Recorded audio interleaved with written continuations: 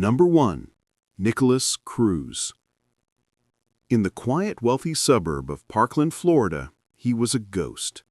A familiar but invisible face. He was the quiet kid, the former student, the 19-year-old loner who, after his mother's recent death, was bouncing between the homes of family friends. Neighbors would see him walking alone, head down, a shadow in the bright Florida sun. He was known as troubled, odd, a little strange. But Nikolas Cruz was not just quiet. He was a walking, talking, screaming red flag. He was a human powder keg, leaking sparks for over a decade. And the entire system, his school, his counselors, the local police, and even the FBI had all seen the warnings. They had all, somehow, looked away. This was not a story of a quiet kid who suddenly snapped. This was the story of a system-wide failure that allowed a documented, violent, and unstable young man to walk into a school and commit a massacre. The story of Nikolas Cruz is a story of chaos from day one. Born in 1998, he was adopted, along with his brother, by a loving older couple, Roger and Linda Cruz. But the perfect family life was never perfect. His adopted father, Roger, died suddenly when Nikolas was just 5 years old. His mother, Linda, was left to raise two deeply troubled boys alone. And Nikolas was more than just troubled. From the age of 3, he was diagnosed with a spectrum of behavioral and developmental disorders. He was violent, he was impulsive, he was prone to fits of uncontrollable rage. He was, by his own mother's admission, terrified of him. The school system knew him intimately. From elementary school through middle school and into high school, his file grew thicker and thicker. Assault, threats, bullying, fighting. He was a problem child. He was obsessed with two things: guns and death. He would bring dead animals to school. He would post pictures of mutilated animals online. He would draw disturbing, violent images in his notebooks. And he talked openly, constantly, about his desire to buy a gun. He was, for a time, sent to a special school for children with emotional and behavioral disorders. But in a decision that would later prove fatal, the school system decided he was stable enough to be mainstreamed back into a regular public high school. That school was Marjory Stoneman Douglas High. The school tried to manage him. They knew he was dangerous. He was not allowed to carry a backpack on campus, a rule meant to stop him from bringing a weapon. It didn't work. The fights continued, the threats escalated, and finally, in 2017, he was expelled. He was now a 19-year-old with no school, no job, and a boiling, simmering rage. The system had washed his hands of him. And then the final stabilizing force in his life disappeared. In November 2017, just 3 months before the attack, his mother, Linda Cruz, died suddenly from pneumonia.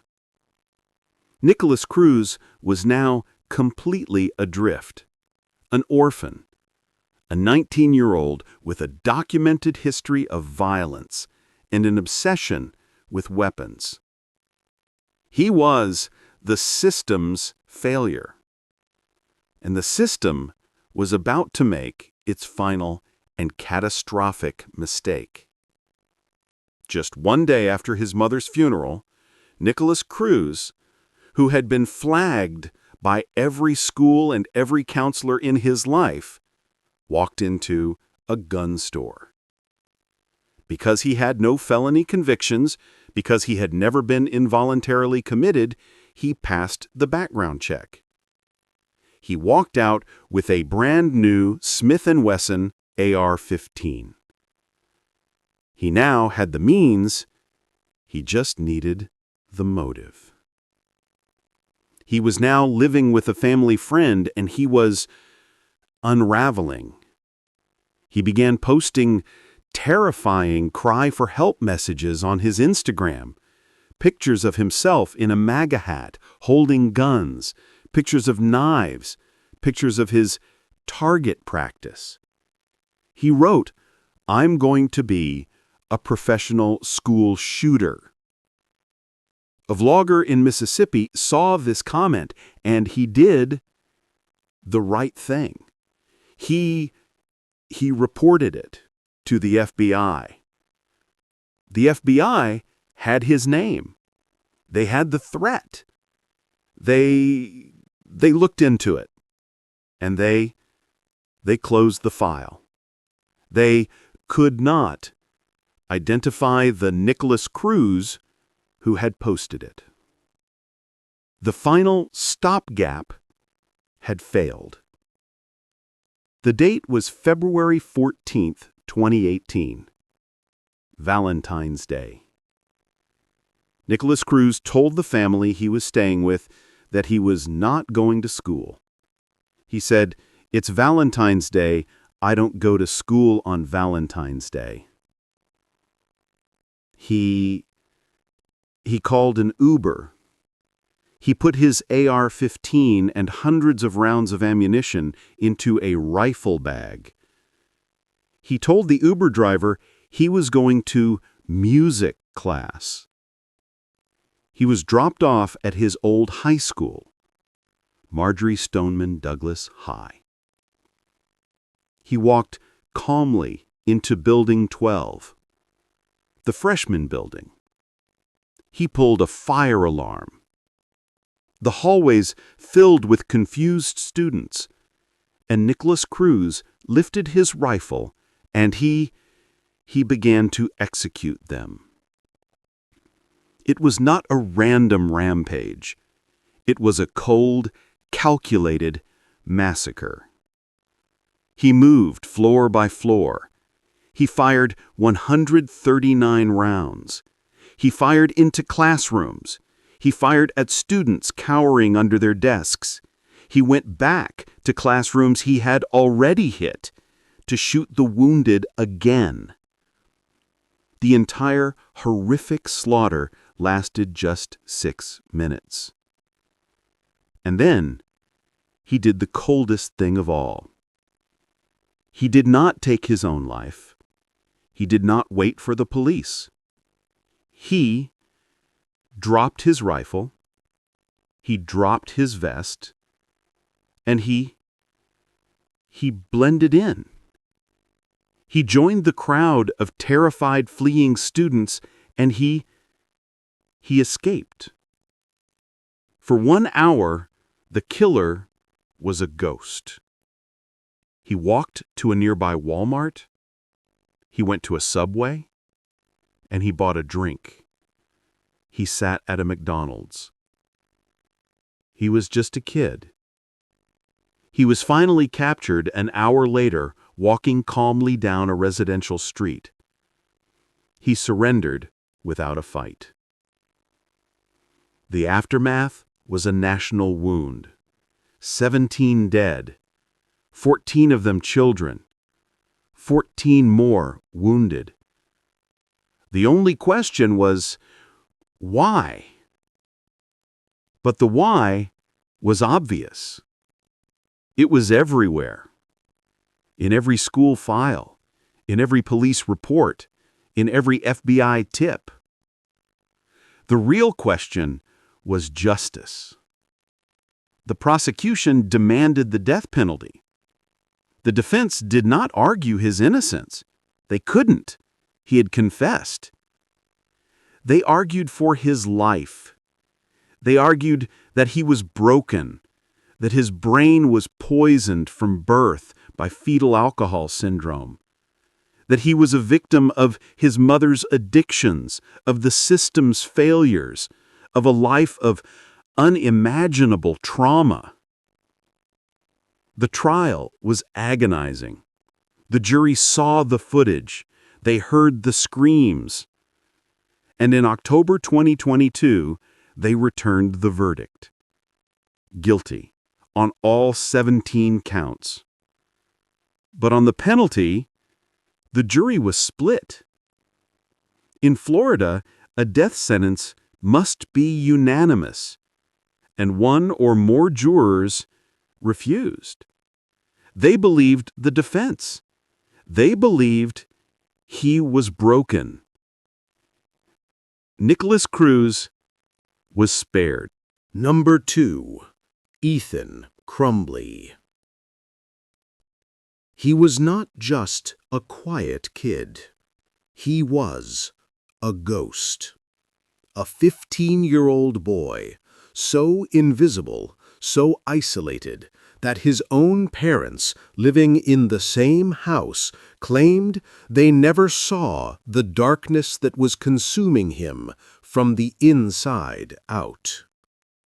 His name is Ethan Crumbley. This story is not like the others. This is not just the story of a system that failed. This is the story of a family that failed. A story so shocking it resulted in the unthinkable. Not just the shooter, but his parents also being charged and convicted. This is the story of the Oxford High School shooting. The story begins in the quiet, middle-class suburb of Oxford, Michigan. Ethan Crumbley was a typical, quiet kid. He was shy. He was awkward. He had few, if any, friends. He was, by all accounts, a loner. But in the months leading up to November 2021, the quiet kid began to scream for help. No one was listening. His inner world was collapsing. He was, in his own words, tortured. He wrote in his private journal that he was hearing voices, that he was seeing a demon in the house, a demon that would laugh at him and taunt him. He was, by his own account, in a state of severe paranoid psychosis. He begged his parents for help. He wrote in his journal that he had asked his father to take him to a doctor. His father, allegedly, gave him a pill and told him to suck it up. His mother, allegedly, laughed at him. He was alone, abandoned by the two people who were supposed to protect him. And as his mind unraveled, he found a new friend, a new hobby. He became obsessed with guns. He would, allegedly, watch videos of mass shootings online. He would research how police responded. And then, just 4 days before the shooting, his parents gave him his Christmas present. His father took the 15-year-old boy to a gun store, and he bought him his own semi-automatic handgun, a 9mm Sig Sauer. His mother took him to the shooting range to practice. She posted a picture on her Instagram of the gun. The caption, "Mom and son testing out his new Christmas present." He was a 15-year-old boy who was seeing demons, hearing voices, and had just been gifted a deadly weapon by the very parents he had begged for help. The powder keg was now armed. The final red flag came on the morning of the shooting, November 30th, 2021. A teacher found a drawing on Ethan's desk. It was a confession. The drawing was a handgun, a person shot, bleeding, a bullet, and the words, "The thoughts won't stop. Help me. Blood everywhere. My life is useless." The school immediately called his parents for an emergency meeting. The parents, James and Jennifer Crumbley, were pulled out of their jobs. They sat in the counselor's office with their son. They were shown the drawing. They were told, "Your son needs immediate psychiatric help. You need to take him home right now." The parents refused. They claimed they had to go back to work. They refused to take their son home. The school had no authority to force him to leave. So a compromise was made. The parents would go back to work, and Ethan would go back to class. No one in that room thought to ask the one question that would have saved everyone. Where is the gun? No one checked his backpack.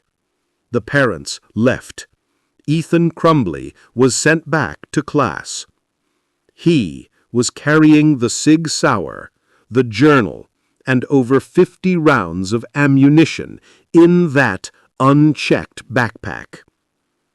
2 hours later, he walked out of a bathroom. He lifted the handgun his father had bought him, and he opened fire in the hallway. He was methodical. He was calm. He walked slowly down the hall, firing at students as they fled. He would aim at those cowering in classrooms. When the police arrived just minutes later, he did not fight. He did not run. He calmly put the gun on the ground, put his hands in the air, and surrendered. He had accomplished his mission. 4 students were dead. 7 others, including a teacher, were wounded. The quiet kid had finally been seen. The aftermath was a shockwave, not just because of the shooting, but because of the parents. While Ethan was in custody, his parents fled. They drained their bank accounts, and they ran. They were found days later hiding in a warehouse in Detroit. They were charged with involuntary manslaughter. But what about Ethan? He was a minor. He pleaded guilty to all 24 charges, including first-degree murder and terrorism. But because he was a minor, the death penalty was not an option, and life in prison was complicated. Under Michigan law, he was entitled to a Miller hearing, a special trial to determine if his age and his immaturity meant he was capable of rehabilitation. His defense argued that he was a broken, mentally ill, neglected child who could be fixed. The prosecution argued that he was a monster. They showed him the court journal, his manifesto. They showed the videos he had recorded the night before the shooting. In the videos, he is calm. He is lucid. He is not psychotic. He is boasting. He says, "My name is Ethan Crumbley. I am going to be the next school shooter. I hope it's a lot of people." This was not immaturity. This was pure evil. The judge agreed. On December 8, 2023, the judge made his ruling. He ruled that Ethan Crumbley was not a misguided child. He was a calculated, cold-blooded killer. He was beyond rehabilitation.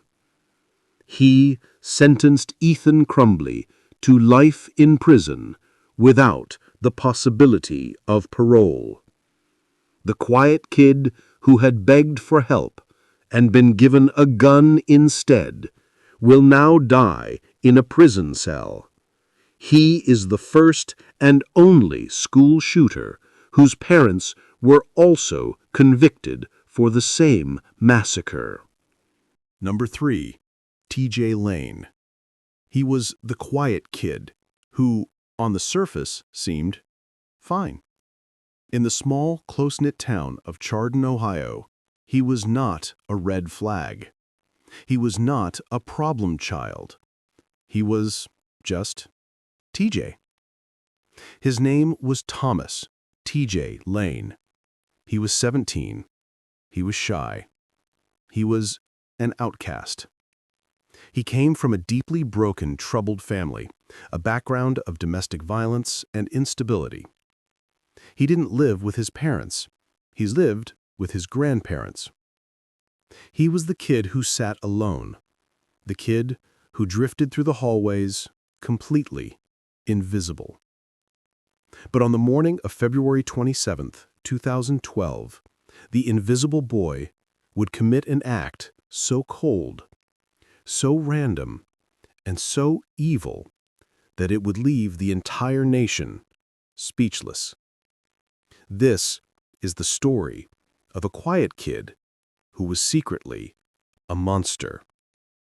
The story begins not with a plan, not with a manifesto, not with a cry for help. It begins with silence. Unlike Nikolas Cruz, T.J. Lane was not known to the system. He was not documented.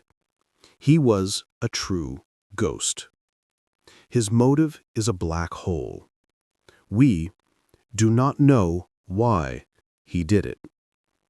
And that is the most terrifying part of this entire story.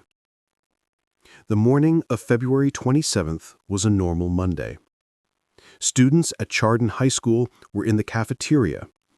They were eating breakfast. They were waiting for the buses to take them to their vocational schools. They were just kids. T.J. Lane was not a student at Chardon High.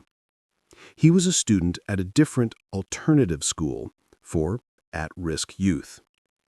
He had no reason to be there. He did not know the students in that cafeteria. But he was there. He was sitting alone at a table, waiting.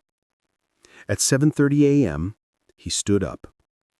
He pulled out a .22 caliber handgun and a knife.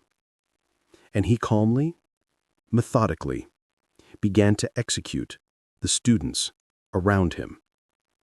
He did not scream. He did not yell. He just shot.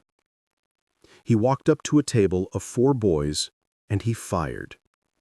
He hit Daniel Parmator, who died instantly. He shot Russell King Jr. He shot Dimitrios Hewlin. He shot Nick Walchak, paralyzing him from the waist down. He fired 10 shots. The cafeteria exploded into pure, blind panic. Students diving under tables, fleeing for their lives. A teacher, a football coach, named Frank Hall, saw the shooter. He did not run away. He ran toward him. He charged T.J. Lane. He screamed at him. He chased him out of the building. The quiet kid, his rampage interrupted, fled. He ran into the woods behind the school. The entire attack had lasted less than 1 minute. He did not get far. He was found by police just a short time later. He still had the gun. He still had the knife. When the police asked him why he did it, he said 2 words: "I don't know." 3 students were dead. 3 were wounded. 1 was paralyzed for life. And the killer had no motive. Because he was 17, he was at first charged as a juvenile. But the crime was too heinous. The act was too cold. The court ruled he would be tried as an adult. He was facing life in prison. His defense was complicated. He was a troubled kid. He was psychotic. But the prosecution argued he knew exactly what he was doing. And then, T.J. Lane did something that no one expected. He pleaded guilty to everything. 3 counts of aggravated murder. 3 counts of attempted murder. He was sparing the families a trial. Or so we thought. The guilty plea meant there would be no trial, just a sentencing. And it was at this sentencing, on March 19th, 2013, that the real T.J. Lane, the monster hiding behind the quiet kid mask, finally revealed himself. The courtroom was packed. The families of the victims were there. They were ready to read their victim impact statements. They were ready for justice. T.J. Lane was brought into the courtroom wearing a light blue button-down dress shirt. He looked calm. He sat at the table, and then, as the judge began to speak, he did the unthinkable. He calmly began to unbutton his shirt. The courtroom watched, confused. Underneath, he was wearing a white t-shirt, and on the front, written in black marker, in all capital letters, was one word: killer.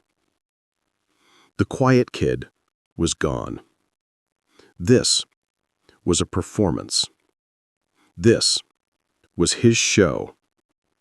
The families were horrified. The audible gasp in the courtroom was deafening. He was taunting them. But he was not done.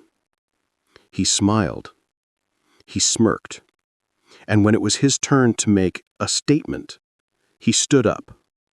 He turned to the families of the children he had executed, and he delivered a short, rambling, and obscene speech. He raised his middle finger to the entire courtroom, to the families, and he said, "This hand that pulled the trigger that killed your sons now masturbates to their memory. F you all." It was the most shocking, vile, and evil act ever committed in an American courtroom. He was not sick. He was not confused. He was proud. The quiet kid was a lie. The real T.J. Lane was the monster he had just shown them. The judge was furious.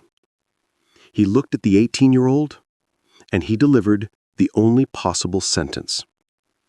He sentenced T.J. Lane to 3 life sentences without the possibility of parole. He would never leave prison. He will die in a cell. His story is a chilling, terrifying reminder that sometimes the quiet kid is not quiet. Number 4. Kip Kinkel. In the green, idyllic town of Springfield, Oregon, he was the Golden Boy's little brother.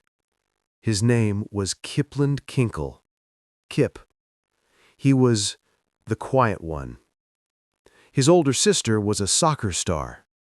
His parents, Bill and Faith Kinkel, were beloved, respected high school teachers. They were, by all accounts, the perfect American family. Kip was the problem. He was small for his age. He had a severe stutter. He struggled with dyslexia. He was an easy target. He was bullied relentlessly. He was the quiet kid, the weirdo, the loner who just didn't fit in. But what his parents, his teachers, and his classmates didn't know was that Kip's quietness was not shyness. It was a symptom of a terrifying internal war, a war that had been raging inside his head since he was 12 years old. Kip Kinkel was sick. He was schizophrenic. For years, he had been hearing the voice. He called it the voice, a cruel, dark, commanding presence inside his own mind. It was, he would later testify, the voice of a traitorous, evil entity. It lived in his head, and the voice hated him. It told him he was worthless. It told him he was weak. And it told him to do terrible things. It told him to hurt people. It told him to kill. He was terrified. He tried to fight it. He tried to drown it out. He became obsessed with two things: bombs and guns. He believed these were the only things that could protect him from the voice. His parents were desperate. They knew he was troubled. They knew he was depressed. They took him to a psychologist. But Kip was ashamed. He lied. He told the doctor he was fine. He never told anyone about the voice. The psychologist diagnosed him with clinical depression. His parents tried to fix him. They tried to connect with him. His father, Bill, saw his son's obsession with guns, and he made a fatal miscalculation.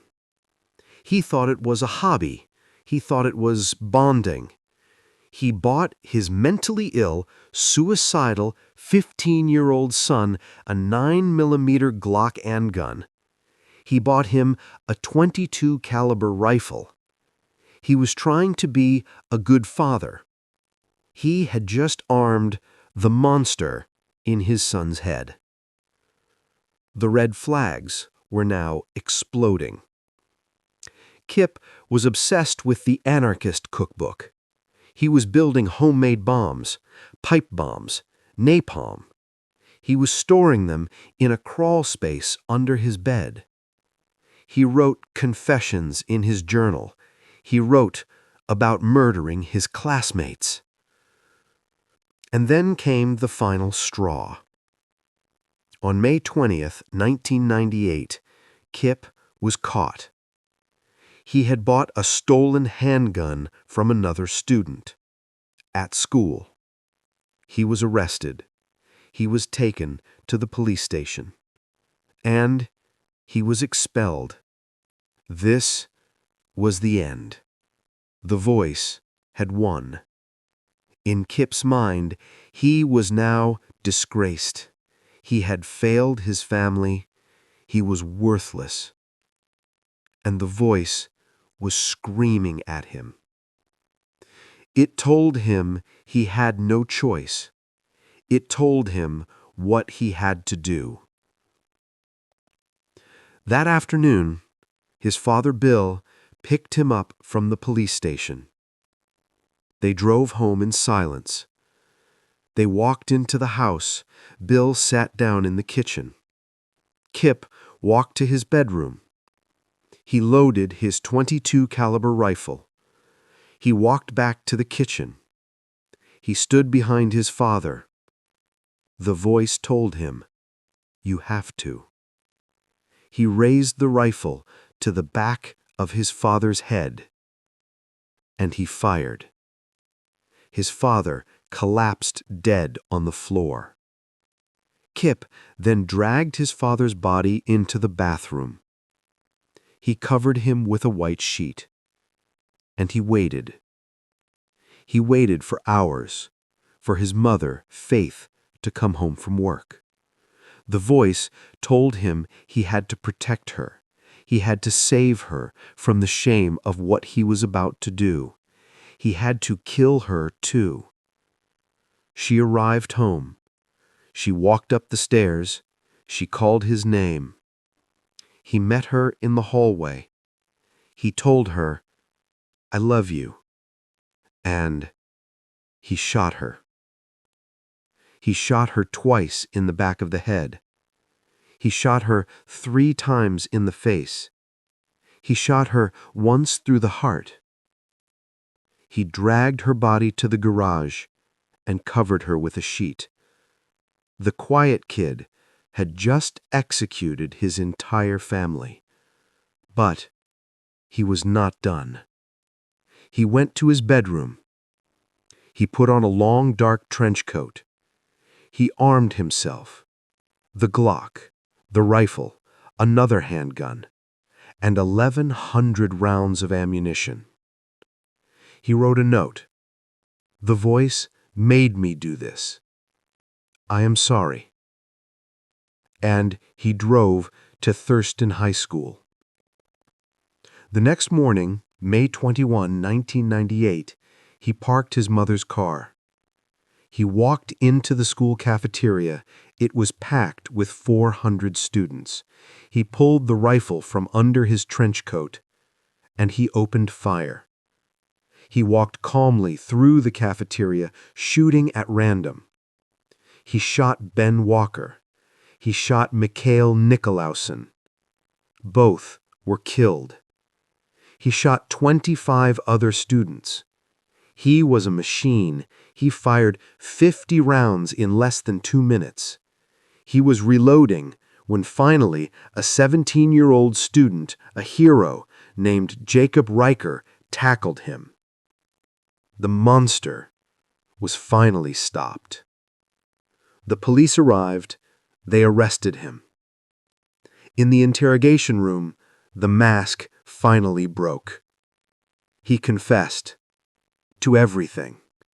He told him, "My head just blew up." He told him, "I had no choice." He told him about the voice. The trial was set. The only possible defense was insanity. His lawyers argued he was a psychotic child, a victim of an undiagnosed and untreated disease. The prosecution argued he knew what he was doing, that he was cold, calculated, and evil. But Kip prevented the trial. He pleaded guilty to everything. He knew he was sick, and he knew he could never be fixed. At his sentencing in 1999, he apologized. He wept. He told the court, "I am so sorry. I am disgusted with myself. I deserve to be locked up forever." The judge agreed. He did not sentence him to life. He sentenced him to something worse. He sentenced Kip Kinkel to 111 years without the possibility of parole. The quiet kid, whose perfect family had no idea of the war in his head, will die in prison, a captive forever, of the voice. Number 5. Luke Woodham. In the small, deeply religious town of Pearl, Mississippi, he was the chubby kid, the loser. His name was Luke Woodham. He was 16 years old, and he was invisible. He was, by all accounts, a quiet, unremarkable, and below-average student. He was relentlessly bullied for being fat, for being weird. His home life was a pressure cooker. His parents were divorced. He lived with his mother, Mary Ann, who, according to his friends, he despised. He saw her as the source of all his problems. Luke was a boy, filled with a quiet, simmering, and toxic rage. But he was not alone. Luke had found a family. He had found a philosophy. He was, allegedly, a member of a small, self-proclaimed satanic cult, a group of 6 outcast teenagers, kids who, like him, were bullied, kids who, like him, hated the world. Their leader was a 17-year-old named Grant Butler. Grant was not quiet. He was smart. He was charismatic. And he was allegedly a master manipulator. He was the ringleader of their small group, a group they called the Crowth. And Grant was writing a manifesto, a dark, rambling, Nietzsche wannabe philosophy that claimed they were superior beings, that they were gods, that they were above human morality. And Luke Woodham, the fat kid, the loser, believed him. He was not just Luke anymore. He was a member of the Crowth. He was special. And as he fell deeper into Grant's philosophy, his own internal rage began to focus. He began writing his own journal. And his journal was not just philosophy. It was a hit list. He wrote, "I am not insane. I am angry. I am evil. I am not a human. I am a Crowth." He wrote about his plan, a plan to prove his superiority. And that plan began with the person he hated most. The date was October 1st, 1997, the night before the attack. Luke was at home. He was in his bedroom, and he was writing his final entry, a letter to the world. He wrote, "I killed my mother. I am sorry, but I am not human. I am Crowth." He was writing about a murder he had not yet committed. He finished the letter. He put it on his bed. He then picked up a baseball bat. He walked to his mother's bedroom. She was asleep. He allegedly stabbed her with a knife and then beat her with the baseball bat. He beat her until she was unrecognizable. He had just executed his own mother. The quiet kid was now a killer. But he was not done. He tried to sleep. He woke up the next morning, October 1st, 1997. He put on a long, dark trench coat. He went to his mother's car, and he took his father's hunting rifle, a lever-action rifle. He drove to Pearl High School. He parked the car, and he walked into the school's commons area, the central courtyard. It was just before 8 a.m. The area was filled with students, and among them was a 17-year-old girl named Christina Menefee. Christina was his ex-girlfriend, the girl who had just dumped him. She was target number 1. Luke pulled the rifle from under his trench coat. He aimed and he fired. He shot her in the back. He shot her again, killing her instantly. He then turned the rifle on another student, Lydia Dew. He shot her. The courtyard exploded into pure chaos. Students screaming, fleeing for their lives. Luke was not chaotic. He was calm. He calmly walked from the commons area toward the library. He was hunting. He shot 7 more students. He was aiming at anyone he saw. He was reloading his rifle when he was stopped.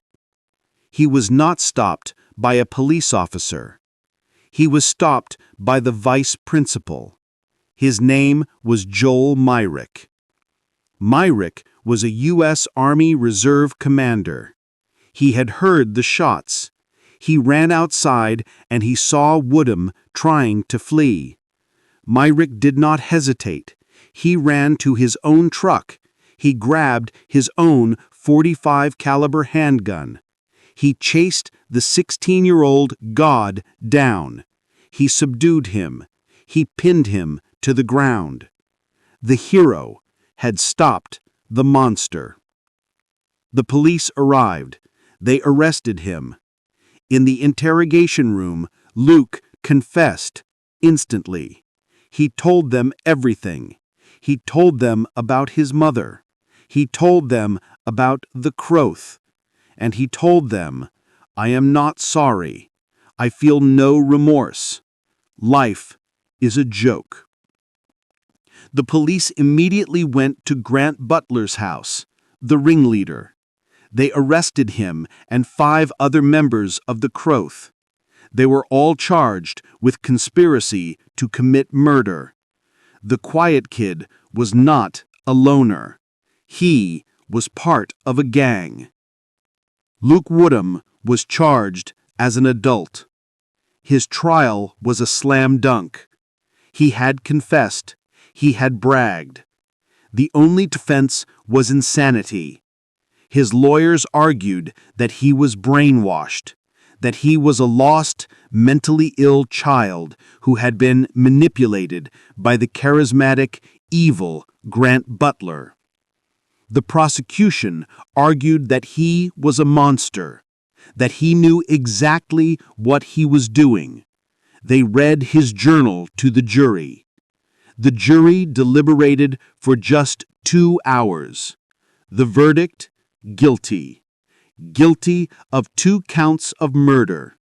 Guilty of 7 counts of attempted murder. A separate jury found him guilty of murdering his mother. The judge had no mercy. He sentenced Luke Woodham to 2 life sentences for the school shooting, plus 7 20-year sentences for the attempted murders, and another life sentence for the murder of his mother. The 16-year-old God was buried. He will never be eligible for parole. He will die in a prison cell. His mentor, Grant Butler, the charismatic ringleader, was also convicted. Luke Woodham is the ultimate quiet kid nightmare, a story that proves that sometimes the loner is not alone. He is just the trigger man. Number 6. Barry Loukaitis. He was not just a quiet kid. He was a ghost, a 14-year-old honors student in the small rural town of Moses Lake, Washington. His name was Barry Loukaitis. He was smart. He was polite. He was shy. He was, by all accounts, a good kid. He was invisible. But behind the polite facade, behind the good grades, a different Barry was festering. A Barry that was depressed. A Barry that was lonely. A Barry that was bullied. and a Barry that was slowly, meticulously planning a massacre. This is not a story of a sudden snap. This is a story of a fantasy. A dark, violent, pop culture fantasy that in 1996 became a horrifying reality. The story of Barry Loukaitis begins with his influences. He was not psychotic. He was obsessed. He was obsessed with violence. He watched the film Natural Born Killers over and over. He listened to the Pearl Jam song Jeremy on repeat, a song about a bullied kid who spoke in class today. But his Bible, his blueprint, was a little-known, out-of-print novel, a novel written by Stephen King under a fake name. The book was called Rage.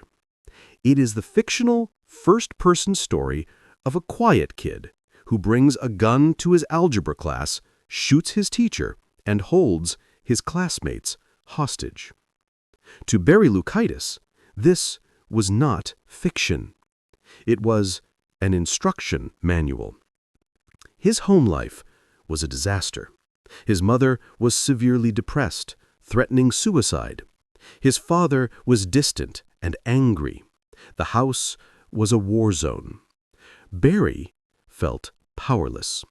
And at school, he was tormented, specifically by one kid, a popular 14-year-old jock named Manny Vela. Manny allegedly called him a fag. He pantsed him. He made Barry's life a living hell. The loneliness, the rage, the bullying, and the fantasy all began to merge. He began to plan. He decided he would become the main character from Rage. He would reenact the book. He would get his revenge. The date was February 2nd, 1996. He woke up and he got dressed. He put on a long black duster, a cowboy trench coat, just like the character in the book. He then went to his father's bedroom. He opened the gun cabinet. He took a high-powered .30-30 hunting rifle. He took 2 handguns, a .357 Magnum and a .25 caliber pistol. He loaded them. He packed 78 rounds of ammunition. He hid the guns under his trench coat. He walked to Frontier Middle School. He walked through the hallways. The invisible kid was now a ghost armed for war. He arrived at his 5th period algebra class. He stood in the doorway. He looked at his teacher, and he quoted the opening line from Rage. "This sure beats algebra, doesn't it?" And he opened fire. His first target was the bully, Manny Vela.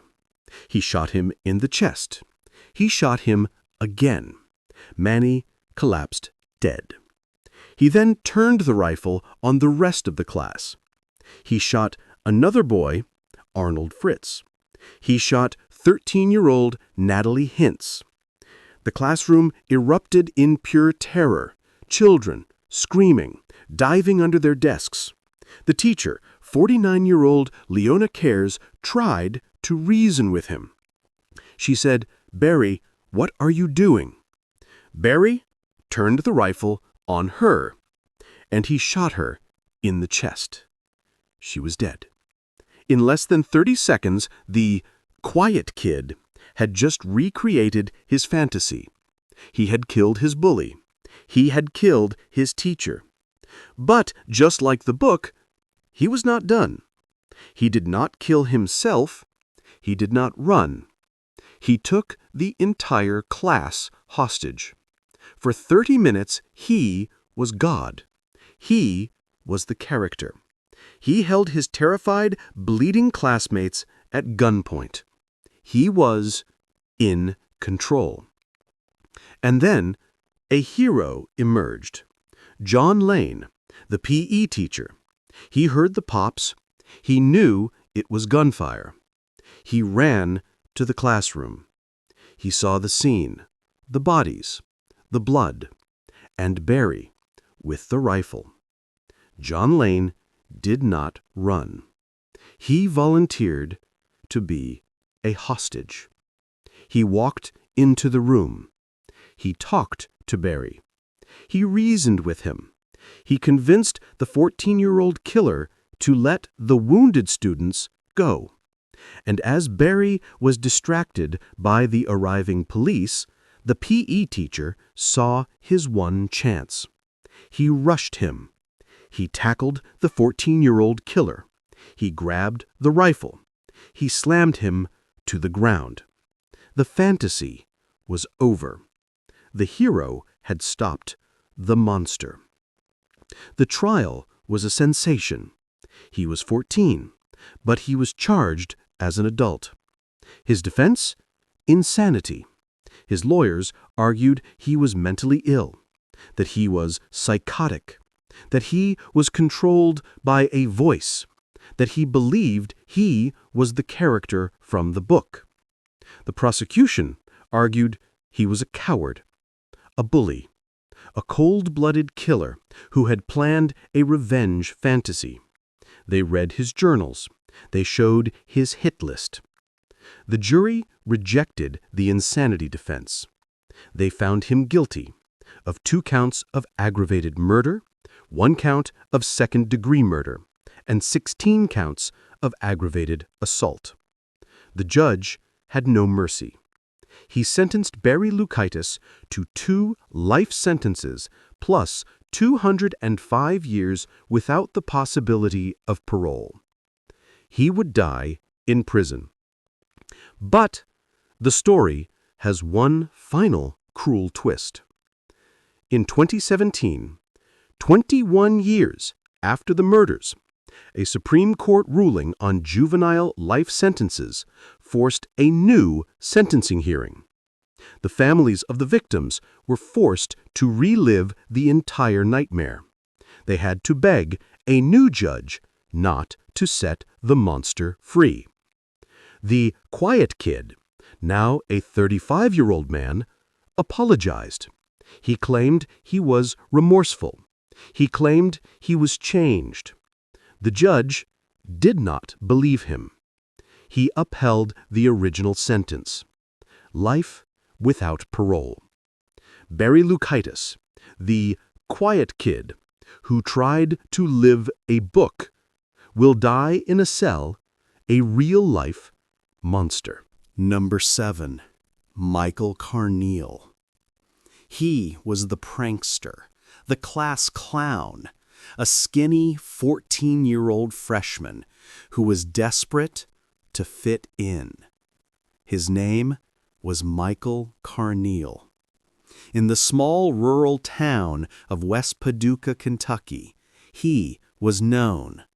But he was not popular. He was the weird kid, the annoying kid. He was relentlessly bullied. They called him fag. They called him loser. He was an easy target. He was, by all accounts, a quiet kid who just tried too hard. But behind the class clown mask, behind the desperate pranks, a different Michael was drowning. He was suffering from severe anxiety and depression. He would later be diagnosed with schizophrenia. He was, like Kip Kinkel, hearing voices. He was losing his grip on reality. And, just like Barry Loukaitis, he had found a fantasy, a blueprint. He was obsessed with the 1995 film The Basketball Diaries, specifically a dream sequence in which the main character, played by Leonardo DiCaprio, wears a long black trench coat, walks into his high school classroom, and in slow motion, shoots his teacher, and his classmates. To Michael Carneal, this was not a movie. It was an inspiration. He began to brag. He began to warn his classmates. He told them that something big was going to happen on Monday. He told a classmate, "It'll be a day of reckoning." The students just laughed. It was just Weird Michael.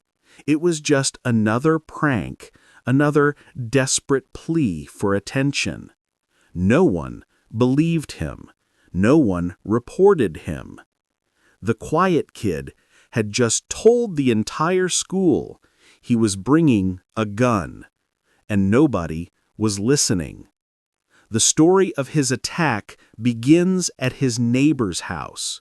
In the days leading up to the attack, Michael had stolen his neighbor's .38 caliber handgun. But that was not enough. On the Thanksgiving weekend, just before the shooting, he broke into another neighbor's house. He stole 4 more guns, 2 .22 caliber rifles, 2 shotguns, and hundreds of rounds of ammunition. He was not planning a prank. He was arming for a war. The date was December 1st, 1997, the Monday he had promised. That morning, he wrapped the rifles and the shotguns in a blanket. He put the handgun in his backpack. He took the bus to Heath High School. He walked into the school. The quiet kid was now a walking arsenal. He arrived at the school lobby. It was just before 8 a.m., and in the lobby, a small, informal student prayer group was gathered. They were standing in a circle, just praying. Michael Carneal walked up to the edge of the circle. He put in earplugs. He pulled the handgun from his backpack, and he opened fire. He was not wild. He was methodical. He fired 8 shots in 10 seconds. Every single shot hit someone. He shot 3 girls in the head: Nicole Hadley, Jessica James, Casey Steger. He shot 5 other students. One was left a paraplegic. The lobby exploded in blood and terror. The prayer circle was gone. And then the 14-year-old killer just stopped. He put the gun down. The school principal, Bill Bond, who had heard the pops, ran to the lobby. He saw the carnage. He saw Michael just standing there. The principal walked up to the 14-year-old shooter, and he asked him, "What are you doing, Michael?" Michael, the prankster, the class clown, looked at him and said, "I don't know." He surrendered. He told the principal, "I'm sorry. Please kill me." The rampage was over. 3 girls were dead. 5 were wounded. And the quiet kid who had warned everyone was in custody. The trial was a foregone conclusion. He was 14, but he was immediately charged as an adult. His defense? Insanity.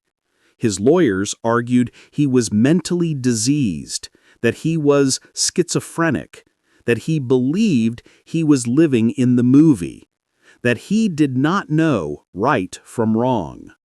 The prosecution argued he knew exactly what he was doing. They pointed to the earplugs. This was premeditation. This was proof. Facing a trial he could not win, Michael Carneal pled guilty but mentally ill. He pled guilty to 3 counts of murder, 5 counts of attempted murder. He was spared the death penalty. But the judge had no mercy. He sentenced Michael to life in prison. He would be eligible for parole in 25 years. The quiet kid was gone.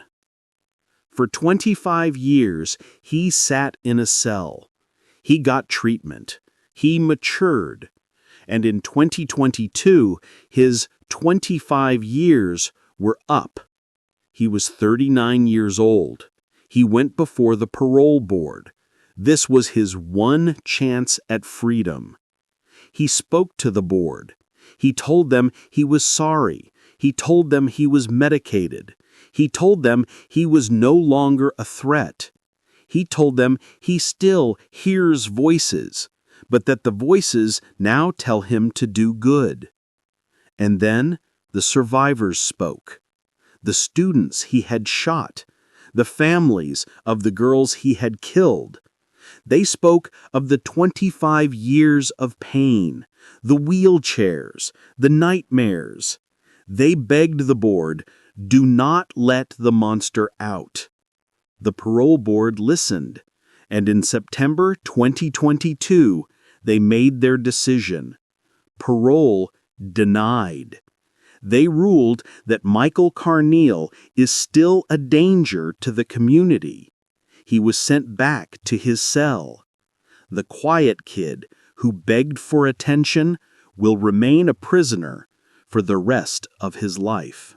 Number 8. Brenda Spencer. She was not the typical school shooter. She was not a he. She was a 16-year-old girl, skinny, freckle-faced, with bright red hair. Her name was Brenda Ann Spencer. In the quiet, sunny suburb of San Carlos in San Diego, California, she was the quiet kid, the loner, the weirdo. She came from a broken home. She lived in poverty with her father, Wallace, in a house littered with empty liquor bottles. She slept on a mattress on the living room floor. She was invisible. But behind the quiet, freckle-faced exterior, Brenda was boiling. She was, by her own admission, addicted to drugs. She had a history of petty theft. She was suicidal. And she was obsessed with two things: guns and violence. She would tell her classmates that she wanted to do something big. She wanted to be on TV. No one listened. She was just weird Brenda. And then came Christmas 1978. Brenda asked her father for one thing: a radio. Her father, Wallace, went shopping. He saw the radio, but he saw something else, something he thought was better. He bought his 16-year-old, suicidal, drug-addicted daughter a .22 caliber semi-automatic rifle and a box of 500 rounds of ammunition. He had just armed the time bomb. The fuse was lit. The date was Monday, January 29th, 1979. It was a normal Monday morning. Across the street from Brenda's house was the Cleveland Elementary School. The school bell was about to ring. Young children, first graders, second graders, were lining up outside the front gate, waiting for the principal to let them in. They were perfect targets. Brenda was in her house. She was in her bedroom on the living room floor. She picked up the rifle her father had given her. She looked out her window. She saw the children lined up like ducks in a row. And she calmly began to hunt. She opened her window. She took aim. And she opened fire. The pops were small, like firecrackers. And then the screaming began. Children fell. Children ran. It was pure chaos. The school principal, Burton Ragg, heard the shots. He saw the children bleeding. He did not hide. He ran outside to shield them, to pull them to safety. Brenda saw him. She aimed, and she shot him in the chest. He collapsed dead. A custodian, Mike Sukar, saw the principal fall. He ran to help him. Brenda aimed again, and she shot him. He died. She kept firing. She fired 36 times. She was a sniper. She shot 8 children. She shot a police officer who arrived on the scene, hitting him in the neck. For 20 minutes, the quiet kid was in total control. She then stopped. She went back inside her house and she barricaded the door. A 6-hour police standoff had begun. The police surrounded the house. They tried to call her, but a reporter from a local newspaper got her number. He dialed, and Brenda answered.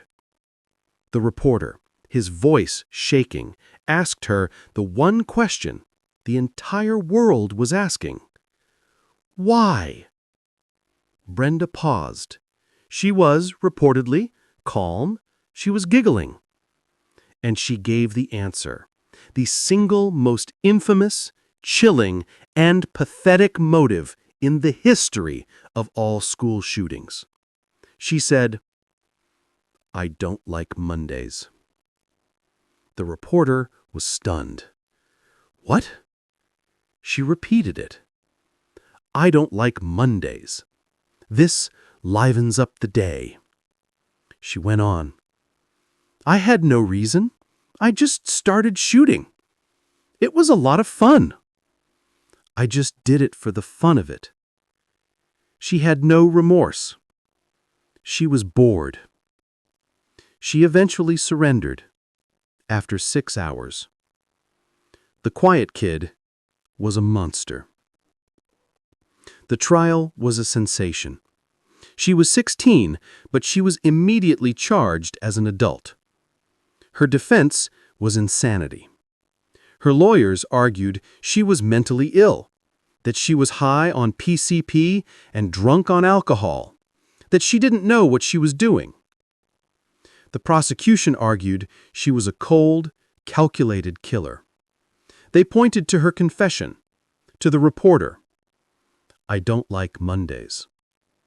This was not insanity. This was evil.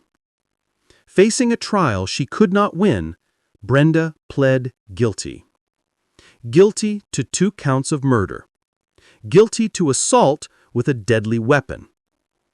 The judge looked at the 16-year-old giggling sniper.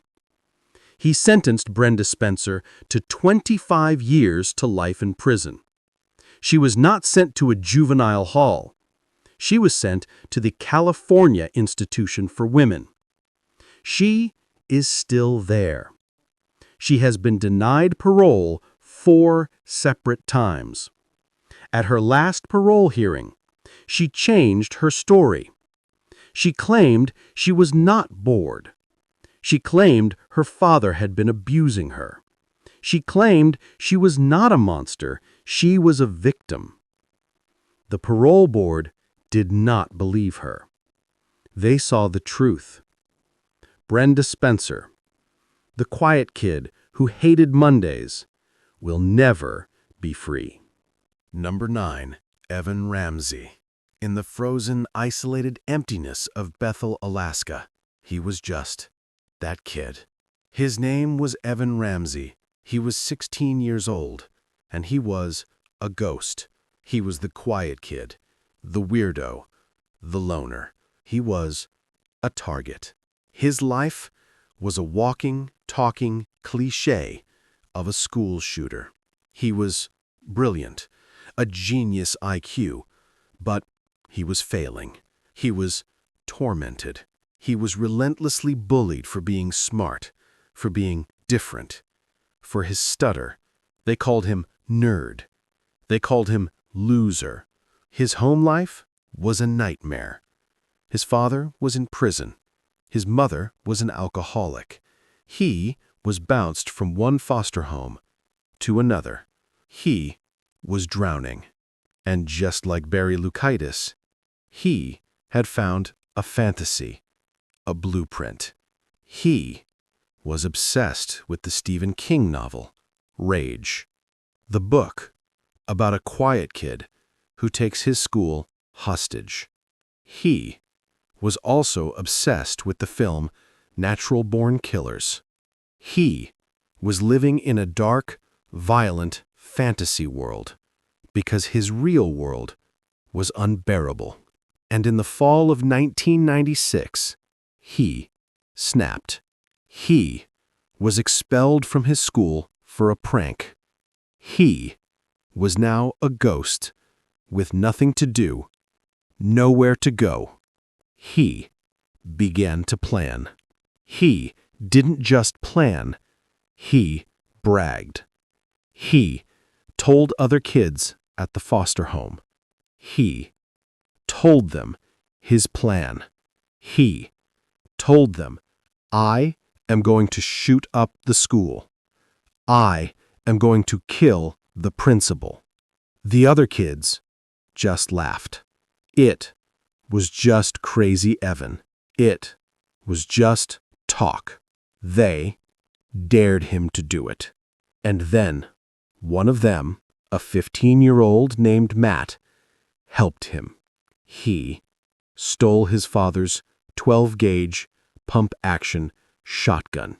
He gave it to Evan. The fantasy now had a weapon. The date was February 19th, 1997. Evan Ramsey woke up.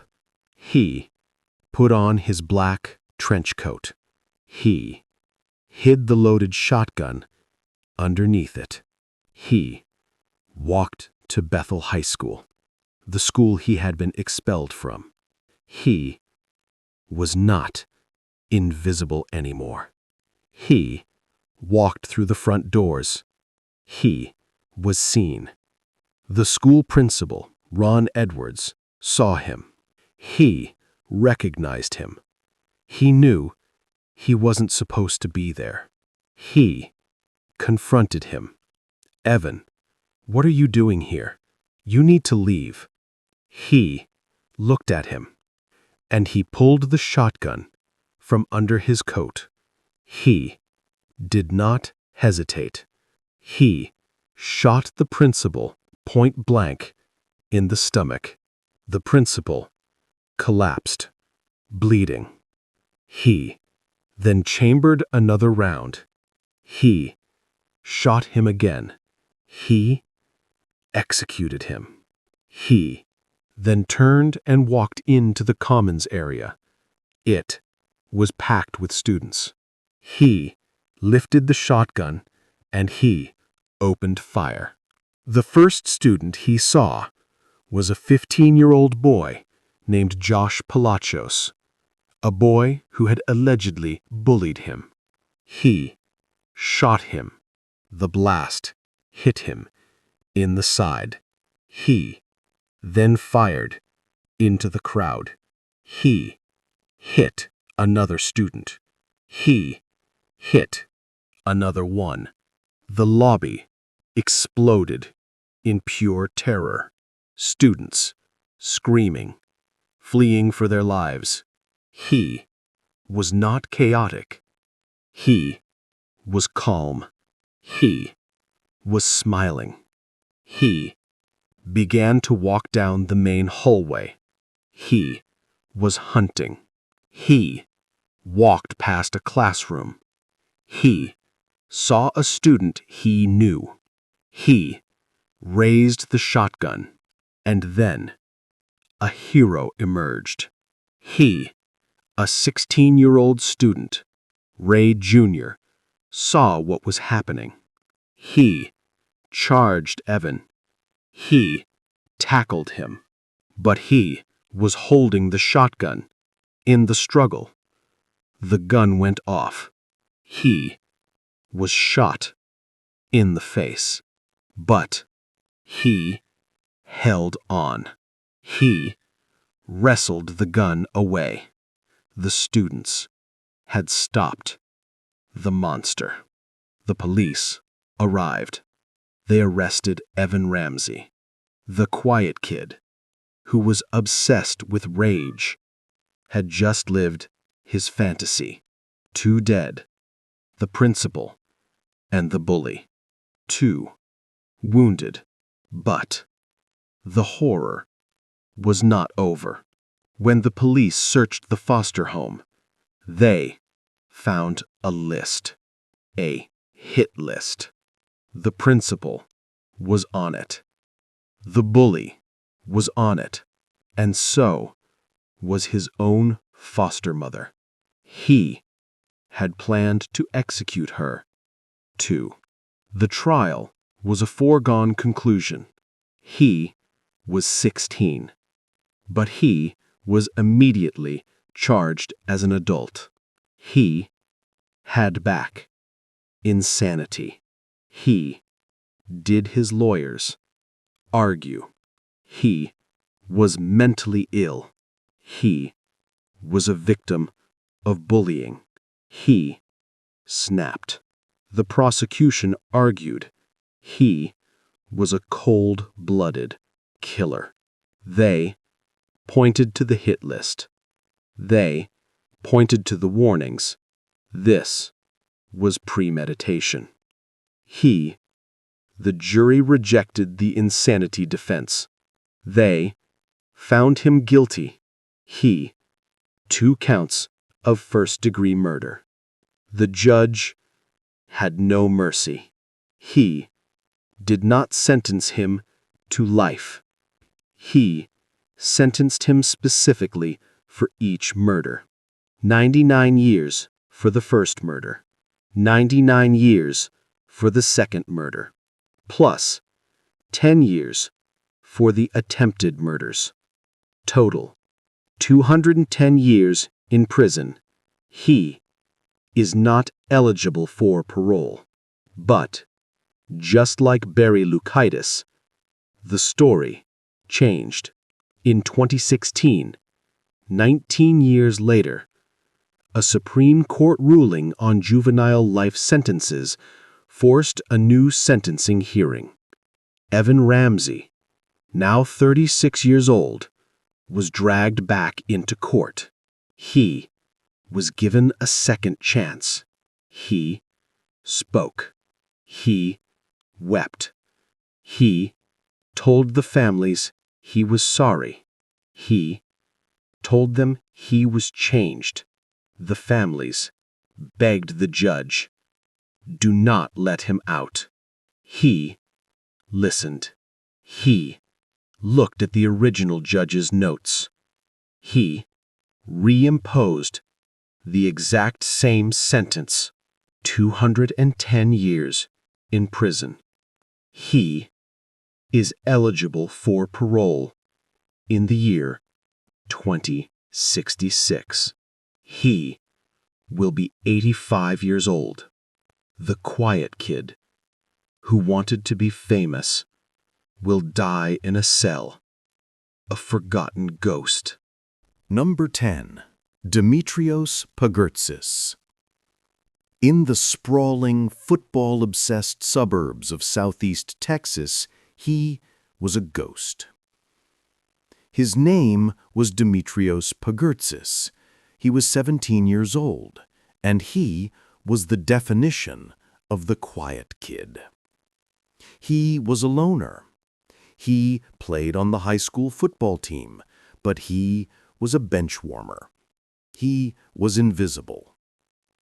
He was by all accounts a good kid. He had no criminal record. He never got in trouble. He was shy. He was polite. He was the last kid anyone would ever suspect. But behind the quiet, polite, average facade, a different Dimitrios was boiling. He was angry. He was resentful. He was dark. He was obsessed with death. He would post pictures of knives and guns on his private social media. He wore a long black trench coat every single day. He wore Nazi Iron Cross medals to school. He was a walking cliché of a school shooter. And everyone just ignored it. They thought it was a joke. They thought he was just being weird. They never thought the quiet kid was serious. They were wrong. The story of his attack begins with rejection. There was a girl, a 16-year-old named Shauna Fisher. Dimitrios was obsessed with her. He pursued her. He was aggressive. He was creepy. She rejected him publicly, in front of everyone. And Dimitrios, the quiet kid, was humiliated. His rage now had a target. He began to plan. He did not buy his guns. He didn't have to. He just took them. His father, a gun collector, kept his entire arsenal in a closet, an unlocked closet. Dimitrios simply walked into the closet. He took his father's pump-action shotgun. He took his father's .38 caliber revolver. He was armed. And then he began to build his bombs. He was not planning a shooting. He was planning a bombing. He built CO2 cartridge bombs. He built pressure cooker bombs, just like the Boston Marathon bombers. He was not planning to kill a few people. He was planning to level the entire school. The date was May 18th, 2018. He woke up. He put on his black trench coat. He put on a black t-shirt. And on the front, in white letters, was one phrase: "Born to kill." He grabbed the guns. He grabbed the bombs. He drove to Santa Fe High School. He walked into the art complex. He stalked down the hallway to the first art classroom. He kicked open the door. He raised the shotgun, and he yelled, "Surprise, mother film." And he opened fire. The first person he shot was a student named Christian Riley Garcia, who tried to barricade the door. He shot him point blank. He then walked into the classroom. He was smiling. He was laughing. He was playing music. He began to hunt the students he knew. He saw Shauna Fisher, the girl who had rejected him. He walked up to her. He looked her in the eye, and he executed her. He then walked through the 4 rooms of the art complex. He was methodical. He was calm. He shot anyone he saw. He taunted his victims. He played games with them. He yelled "woo-hoo" every time he hit someone. He threw his homemade bombs. they did not detonate. He fired his shotgun until it was empty.